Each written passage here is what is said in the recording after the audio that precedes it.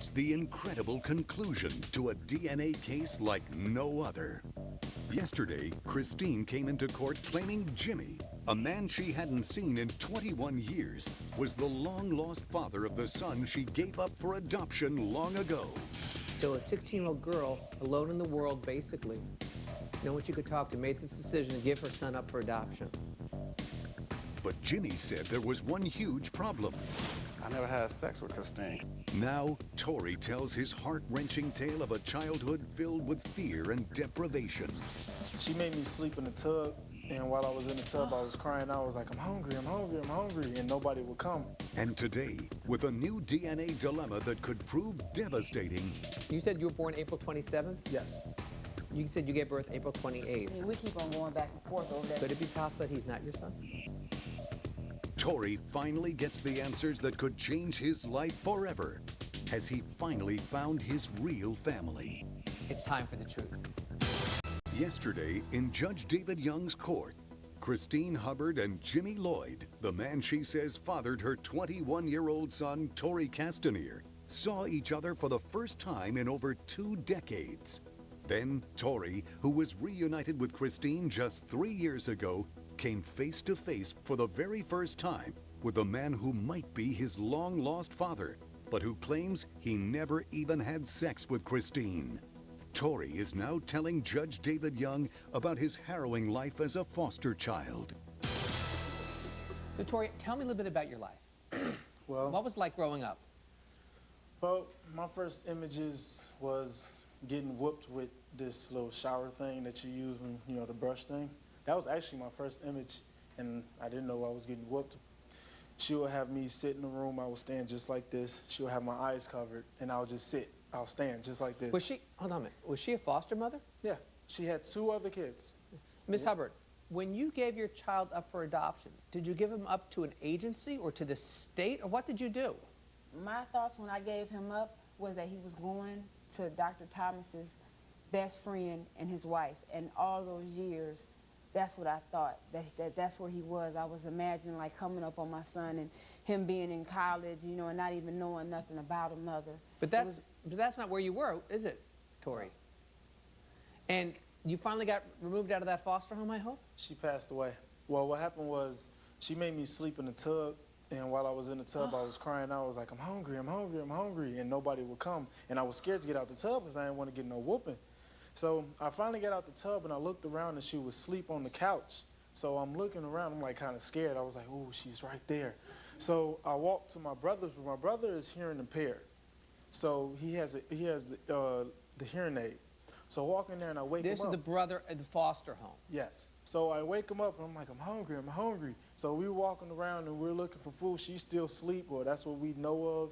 She's laid out, and I could have sworn I seen her move because it scared me. I ran back in the tub. Somebody calls the house about 4 days later because we was in there for about 4 or 5 days without her getting off that couch. She passed away. How old were you when this was going on? 5. 5 years old? Yes. Did you have anyone to report any of this to? Were you in school at the time? Yeah. Did you tell a teacher? I wasn't able to go to school. We wasn't able to dress or get out the house. So I'm walking around, and finally somebody come through the window, and it's the police. So we're getting shipped off, and I'm wondering why am I inside of a police station giving me bread and water, because I told them, I was like, I'm hungry. And they gave me bread and water, so we there. They send me to like a place where they have a lot of other kids. A group home? Right. So they gave me shots and all of this, and I'm laying down watching Aladdin, and next thing you know, the woman comes, she said, we have a family for you. I'm like, but I have a family. I said, where's my mother at? They didn't explain nothing to me. So they sent me to a family. She had 8 other people inside the house, and there was a nanny there as well. The nanny would come during the daytime, but I was kind of acting up, and then one day they was like, we're going to send you to her house. So I've been with the nanny since I was 9. This is when I was 9 years old, and I still didn't know nothing as far as to my family background. I still thought my mother was alive, but they just wouldn't send me back to her house. So about a year later, we moved to Hazelcrest, and I started asking questions as far as like, okay, so what about my mother? How old were you then? How old were you then? I was 11. Okay. And I asked, I said, so where's my mother at? And they explained to me like, well, she passed away. And I said, how did she pass away? I'm really confused They about never told you this? that. I was never told until How? until later on. I knew once I got to the nanny house. She told me birthday. She told me gave you a sense of normalcy. Exactly. She told me everything I need. She's actually the one that was raising me since then. And I'm still with her to this day. So tell me why it was important to you to find your biological mother. Well, when they told me that she wasn't my mother, I was concerned. I said, well, where's my real mother? And then they kept telling me, I don't know, we don't know who your real mother is. Because they started saying I had ADHD. So when I turned 15, I asked them, I said, so when can I find out what my mother is? They said I have to wait till I was 18. So I waited till I graduated from high school. As soon as I turned 18, What were your grades in high school, by the way? I say about 2.8, 3.1 GPA. Excellent. That is amazing. Thank you, sir. Absolutely amazing. So when I was 18, I called my counselor because I asked my mother, I said, who's my person I get in contact with? And she told me.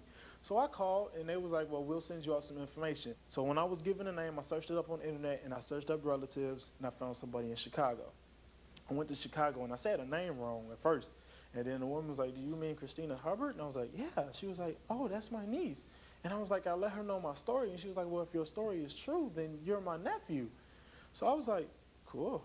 And she said, your mother stays in Detroit. I said, hold that thought one quick. I called my house. I told them to search up my mother's name in Detroit. So by the time I get back home, hopefully my niece was to give me a phone number. I had went back home from seeing my auntie for the first time, and I was given a number. She was like, call a number, call a number. I was like, okay, okay. So I called it, and someone picked up, so I hung up because I got scared. I was like, someone answered. They said, why'd you hang up then? I said, I'm scared. So I finally called the number back, and she picked up. I was like, can I speak to Christina Hubbard? I'm thinking she was going to say, oh, she don't live here. She was like, okay, hold on. I said, ooh, yeah. So Do that one more time for me. I was like, ooh. Okay.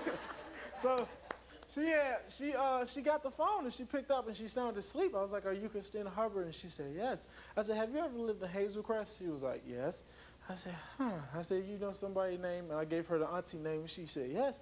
I said, well, my name is Torè Castagnier. I was born in April 27th, 1987 in South Suburban Hospital. And she started crying. And then I just stopped, and I froze, and I was like, this is my mother. And I was just like, wow. And my sister was like, I've got a question. yes. You said you were born April 27th? Yes. You said you gave birth April 28th. And we keep on going back and forth over that. I told him that his birthday has to be wrong. They gave him so much misinformation. I hate to bring this up, but could it be possible that he's not your son? We act just alike. I think I have ADHD. What you saying? ADHD? Yeah. It's Well, like we act the same. We did test her also for this. Yes. Right. Yeah. But if the birth dates are wrong, there could be a problem. Coming up, Torè, tell me about how you found Mr. Lloyd, who may or may not be your father. I searched up everybody in white pages. Only one number popped up. So I called it. So we're talking on the phone, and I told him, I was like, there's a possibility you might be my father. And he was like, well, I don't remember having sex with Christine. And I was like, oh. and later, the results Torè's been waiting a lifetime to learn. Are Christine and Jimmy his real mother and father? It's time for the truth. Christine Hubbard says she wants DNA proof that her teenage fling, Jimmy Lloyd, is the father of Torè Castagnier, the son she gave up for adoption 21 years ago. Jimmy insists Torè can't be his son because he never, ever had sex with Christine. Torè, tell me about how you found Mr. Lloyd, who may or may not be your father. Well, when I found her in 2005, 2006, I asked her his name. And she gave me his name, but I really didn't care about finding him at the time because I have never had no father figure in every family I've been in. I was raised by women, basically. This year, my sister passed away. She was sick, and she passed away this summer. I'm sorry. Thanks. And when she passed away, I thought to myself, I was like, I want to know the rest of my family. I was like, because I might have another grandmother. I might have some other siblings. I was like, I might be dating my cousin. I was like, so it's time to know.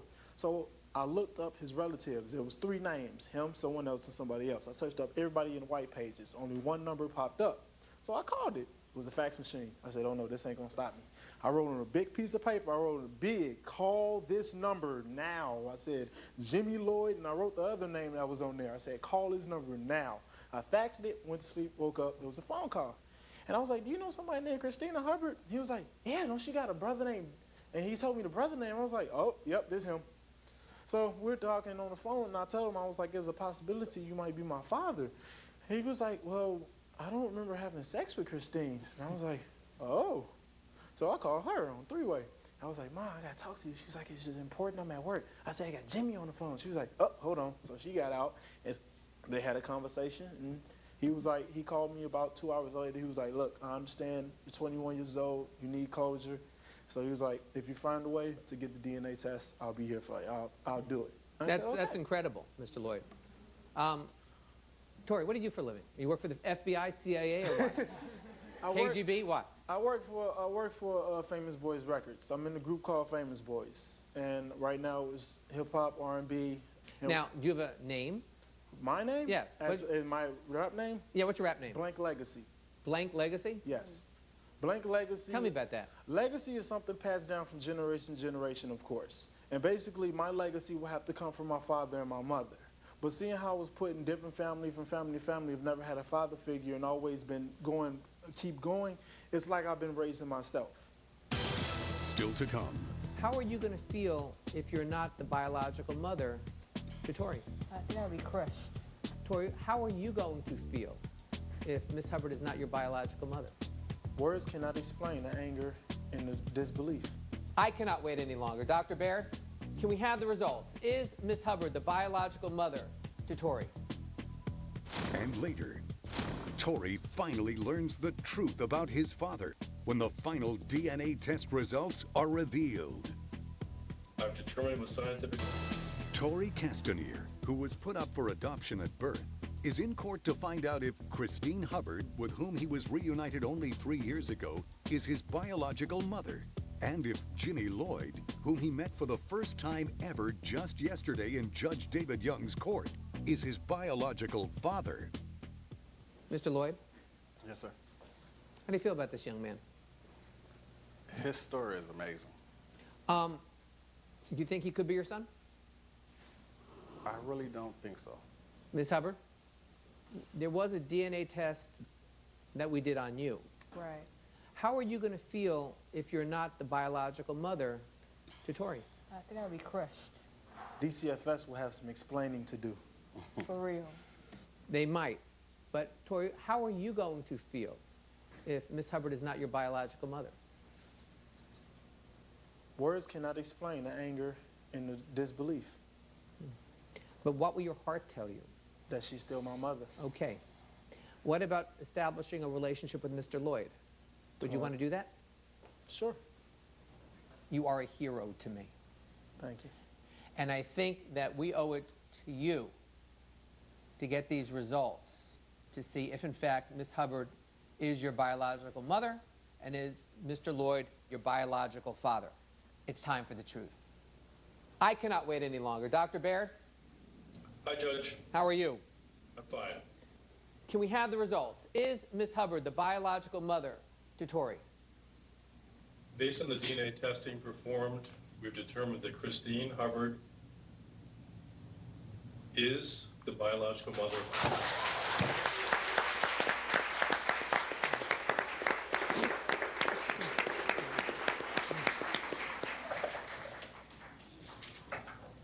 I've got tears in my eyes. Christine, talk to me. I'm good.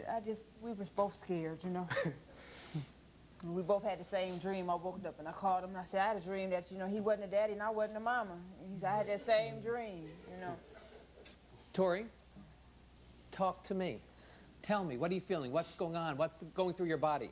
Well, truthfully, I already knew she had to be my mother, but I'm just glad it's assured that. Yes. So right now you're half Blank Legacy. Yeah. We may be changing that name in a few minutes. Again, I don't know what the results are. When we come back, the final long-awaited DNA test results. Now it's time for... We are about to hear the long-awaited DNA test results for Torè Castagnier and Jimmy Lloyd. Dr. Barrett, can we have the results? Is Mr. Lloyd the biological father of Torè? After comparing the DNA test results of Torè and Jimmy Lloyd, I've determined with scientific certainty that Jimmy Lloyd is the biological father.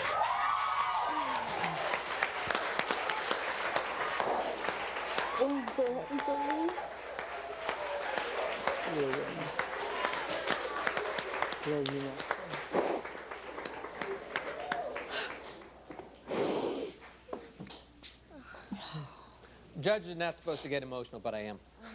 Mr. Lloyd, how do you feel? Whoa. I'm shocked. I still don't remember. I apologize to both of you. I'm sorry. That's okay. Torè, I'm sorry. why don't you go over and give Dad a hug? He wants to apologize. Let him apologize like a father does I apologize. apologize, man. I'm sorry. I'm sorry. I'm sorry. I'm sorry. Mr. Lloyd, Yes, sir. why don't you tell your son what you're going through in your life right now? Words I just can't explain. I'm sorry I wasn't there for him. I'm sorry he had to go through everything that he went through. I'm sorry his mother went through everything that she went through. Are you proud of him? I'm proud of what he went through and how he handled it, and I'm gonna be there for him. Torè, continue to grow, and now you have a legacy. And before we adjourn this court today, I want the family to be together. I want a group hug. Let's start, brand new, as it says in the book, this is the beginning, day one, Genesis. A hug together as a group, as a family. No, it's good.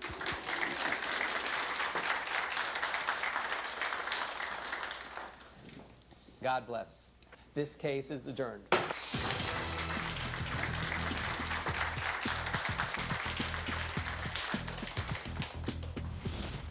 Weeks later, Christine reported that since returning home, her relationship with Torè had grown even stronger. She said that although she always felt Torè was her child, she was overjoyed to have finally gotten the DNA proof, so she'd never have any lingering doubts. Jimmy said finding out he had a son after 21 years came as a wonderful shock, and now he was eager to be completely involved in Torè's life. Jimmy said anyone would be proud to be the father of such an ambitious and upstanding young man. Torè reported that finding out once and for all who his biological parents were had been the best thing that had ever happened to him. He said he'd already visited Jimmy in his home state and was introduced to his new brothers and sisters, who welcomed him with open arms. Torè's legacy is no longer a blank.